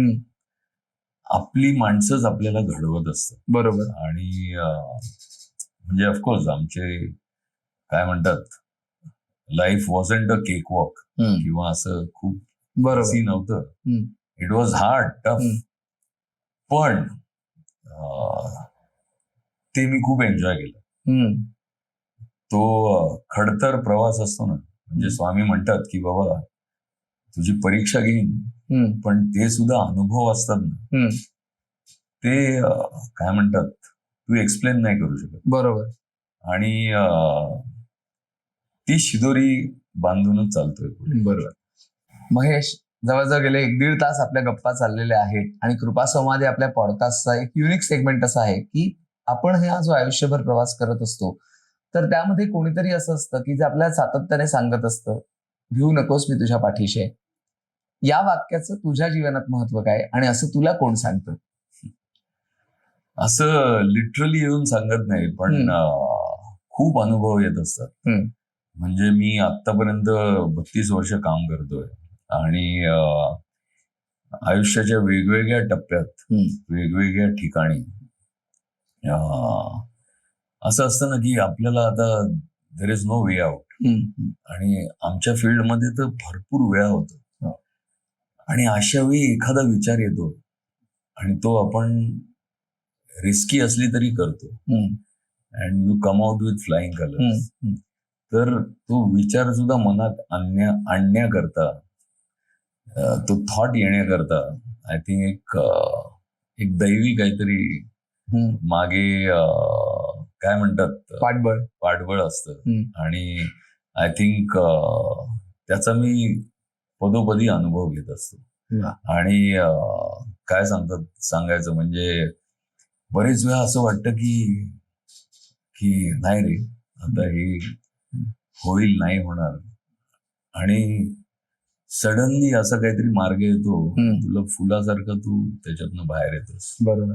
तर ती खरी मजा आहे. आणि ते अनुभव आपल्याला म्हणजे ते मी व्यक्त किंवा सांगू शकणार नाही, अशा त्या गोष्टी आहेत. खरंय. पण ते ॲज अ अनुभव घेत मोठं व्हायचं. आणि काय म्हणतात, ते कधी कधी स्वप्नवत असतात आणि ते रियालिटीत तू स्वप्न बघत असतोस. बरोबर. ती मजा आहे. खरंय. तुला आता कसं वाटतंय या गप्पा झाल्यानंतर या पॉडकास्ट बद्दल? मी तुला सांगू का, एकतर तू मला असं ते you took me into a joy ride of my life, where it all started. आणि मला सगळ्या माझ्या मित्रांबद्दल बोलायला खूप मजा आली की दरवेळी आपण पिक्चर मग शॉट असा घेतला तसा घेतला, पण आज प्रवीण असेल, बिपिन असेल, रवी असेल, संजय सर असतील, मधुर बद्दल आपण बोललो नाही, पण they all my very close. Project बद्दल आपण बोललो. हो, मधुरच्या प्रोजेक्ट बद्दल बोललो. पण खूप चांगले जवळचे मित्र आहेत. आणि काय म्हणतात, यांच्याबरोबर एक वेगळं बॉन्डिंग आहे. They are like a family. आणि मजा आली. तू आज वेगळ्या अंगाने आपण गप्पा केल्या. प्रश्न तोच होता, कारण हल्ली सोशल मीडियावरती इतक्या मुलाखती वगैरे असतात, तर वेगळं काय द्यायचं, तर हा एक प्रामाणिक प्रयत्न केलेला आहे. अगदी. आणि खूप सुंदर. आणि तुला सुद्धा गुड लक. आता तुझे सुद्धा असेच स्वामी कृपा आहेच तुझ्यावर. थँक्यू. आणि तुझे पण सबस्क्रायबर्स वाढतील आणि तू असेच छान छान वेगवेगळ्या लोकांना त्यांचे अनुभव येऊन इथे सांगायला लावतोस. नक्कीच. ग्रेट. All the best. आणि कृपा संवाद मध्ये जे जे येतात आपल्या भेटीला, त्यांच्यासाठी आम्ही एक छोटीशी भेट आणतो आणि ती आहे स्वामींची प्रतिमा. त्याचा तो स्वीकार करावा ही विनंती. कृपा संवाद मध्ये जे मान्यवर येतात त्यांना छोटीशी भेट काय द्यायची हा प्रश्न असतो. नावच स्वामी कृपा क्रिएशन असल्यामुळे आम्ही स्वामींची प्रतिमा त्यांना भेट देत असतो. त्याचा तो स्वीकार करावा ही विनंती. स्वामी हो. वा, छान. क्या बात आहे. सुंदर.